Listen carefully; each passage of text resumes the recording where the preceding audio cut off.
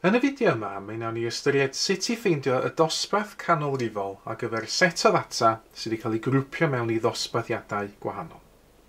Felly, gadewch i ni ystyried yn gyntaf y data yma fan hyn, sydd yn dangos faint o albymau cerddoriaeth y mae y dysgwyr yn nosbarth 10 wedi prynu yn ystod mis penodol.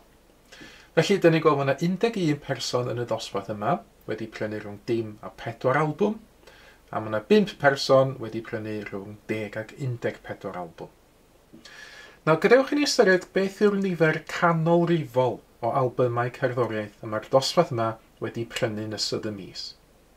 Nawr, y broblem ydy, heb gael y data greiddiol, cyn iddo fe gael ei grwpio fel yma, mae'n amhosib deud yn union beth yw'r canolrif. Oherwydd, dydy'r tabl ymwelder yma ddim yn rhoi y data'n llawn iddyn ni.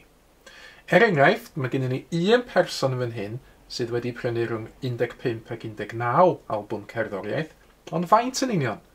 Gallai fod yn 15, ond hefyd gallai fod yn 16, 17, 18 neu 19. Na heb y wybodaeth yma, dyn ni ddim yn gallu deud yn union beth yw'r canolrif yn berffaith gywir. Y gorau gallwn ddweud felly yw pa ddosbarth y mae'r canolrif yn perthyn iddo. Y dosbarthiadau fan hyn ydy 10 i 4, 5 i 9, 10 i 14 ac 15 i 19. Ac i ffeindio'r dosbarth canolrifol, dyn ni'n dilyn y camau canlynol. Nawr yn gyntaf, dyn ni'n ffeindio cyfanswm y golwm ymwelder fan hyn. Faint o bobl sydd yn y dosbarth. Felly 11 ag 8 yn 19, 19 a 5 yn 24, ac un arall yn rhaid 25 person yn y dosbarth yma. Nawr oherwydd dyn ni eisiau ffeindio y dosbarth canolrifol, mae'n bwysig i ni yn awr weithio allan pa eitem data neu pa eitemau data sydd yng nghanol y set data. Felly i wneud hyn, dwi am ddefnyddio y techneg o'r fideo gynt yma, lle ni ffeindio y canolrif o dabl. A gan fod 25 yn odrif y fan hyn, dyn ni'n gallu deud yna un eitem data yn y canol. Nawr pa eitem data ydy hwnna? Wel, y dechneg ydy adio 1 i'r 25 i gael 26, ac yna haneri y 26 i gael 13. Felly, y 13 eitem data ydy'r eitem data pwysig yn y set data yma. Os dyn ni'n gallu gweithio allan pa ddosbarth mae'r eitem data yma'n perthyn iddo fo, wel dyna ni wedi ffeindio'r dosbarth canolrifol. Ac i wneud hynna, mae'n handi iddyn ni allu ychwanegu colofn ymwelder cronus i'r tabl ymwelder greiddiol, lle dyn ni'n cadw cofnod o faint o bobl dyn ni wedi weld hyd yma. Felly, mae'r rhes gyntaf yn deithio ni fod ni wedi ystyried 11 o person yn y dosbarth cyntaf. Wedyn, mae gennym ni 8 person arall i wneud efo ni 19, 5 arall i wneud efo ni 24, ac yna y person arall yn y dosbarth olaf i gael 25 unwaith eto. Na cofiwch eitem data 13 sydd yn bwysig yn fan hyn. Mae 11 yn llai nag 13, felly dydy'r eitem data yma ddim yn y dosbarth 10 i 4. Ond mae 19 yn fwy nag 13, felly mae'r 13 eitem data yn mynd i fod yn y dosbarth 5 i 9. Ac felly, mi fyddai dweud na'r dosbarth canolrifol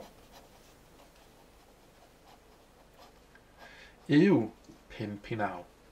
Dwi'n gallu deud yn awr fod y canolrif rhywle yn y dosbarth yma.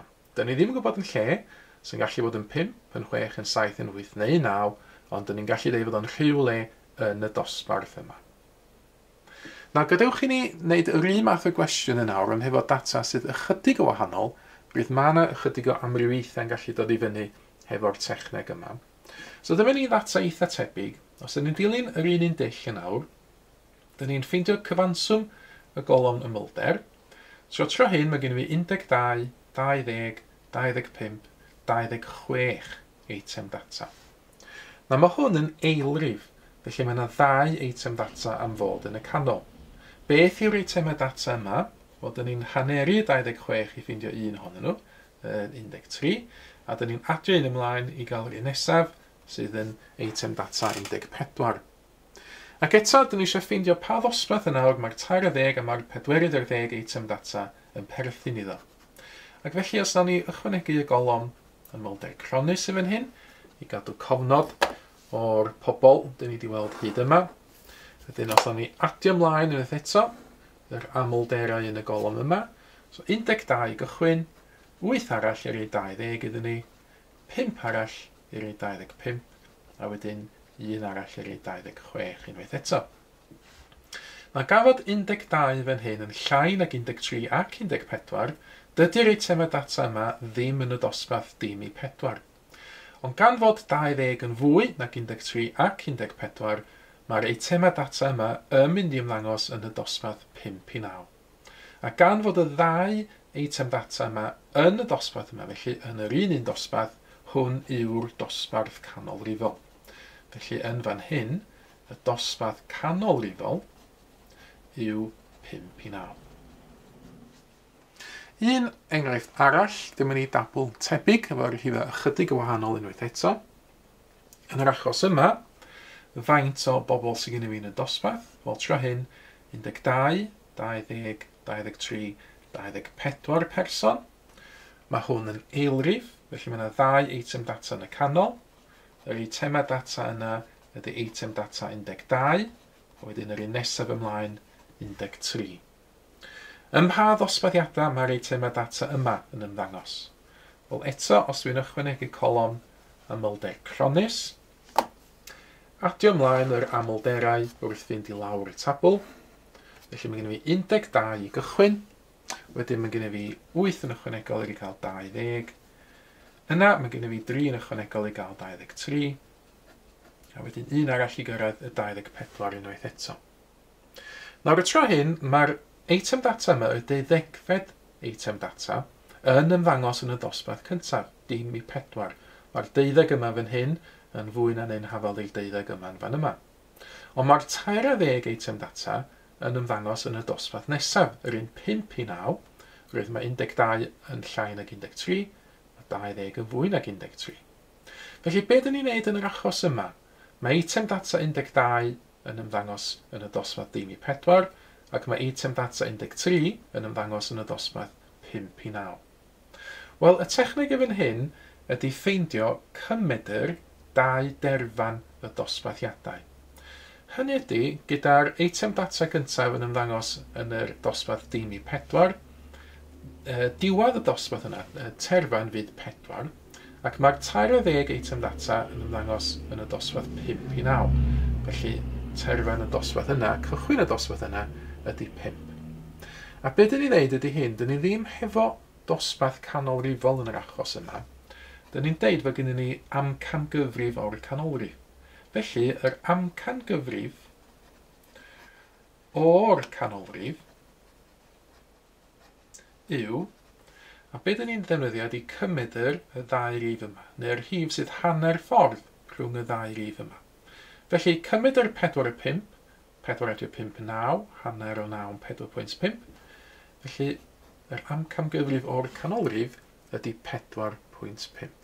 Felly, eto dyna dyn ni'n neud, fe mae gennym ni un eitem data yn un dosbarth, eitem data arall yn y dosbarth nesaf, dyn ni'n defnyddio amcamgyfrif ar gyfer y canolrif, sydd yn gymedr 2 derfan y dosbarthiadau. Nawr, mae'r sleid yma yn crynhoi be dyn ni'n neud pan dyn ni'n ffeindio y dosbarth canolrifol. Felly, cam 3 dy'r un pwysig yn fan hyn, pan dyn ni'n ffeindio yr eitemau data sydd yng nghanol y data. Os oes gennym ni un eitem yng nghanol y data, fel yr enghraifft cyntaf nath ni ddangos, yna'r dosbarth canolrifol ydy y dosbarth mae'r un eitem data yna yn perthyn iddo. Yr ail enghraifft nath ni weld oedd yr ail bwynt bwled yn fan hyn. Mae gennym ni 2 eitem yng nghanol y data yn perthyn i'r un dosbarth. Yna y dosbarth canolrifol ydy'r dosbarth mae'r 2 eitem yn perthyn iddo. Wedyn yr enghraifft olaf nath i ddangos oedd lle gennym ni 2 eitem yng nghanol y data, a maen nhw'n mewn dosbarthiadau gwahanol. Yna dyn ni'n defnyddio amcamgyfrif o'r canolrif sydd yn cymedr 2 derfan y dosbarthiadau. Nawr, cyfle ydych chi nawr rhoi cynnig ar y math yma gwestiwn. Mae yna 3 tabl o ddata wedi ymddangos ar y sgrin. Ffeindiwch y dosbarth canolrifol, neu'r amcamgyfrif o'r canolrif ar gyfer y tablau yma. Ac yna, pan ydych chi wedi meddwl amdano'ch atebion chi, cymharwch eich atebion chi wedyn yn erbyn yr atebion cywir sydd yn nawr yn cael ei dangos ar y sgrin. Mae mwy o fideos adolygu ar gael ar ein sianel YouTube Adolygu Mathemateg. Am y newyddion diweddaraf neu holi cwestiwn, dilynwch ein cyfrif Twitter @mathemateg. Neu ewch i'n gwefan www.mathemateg.com am fwy o adnoddau adolygu.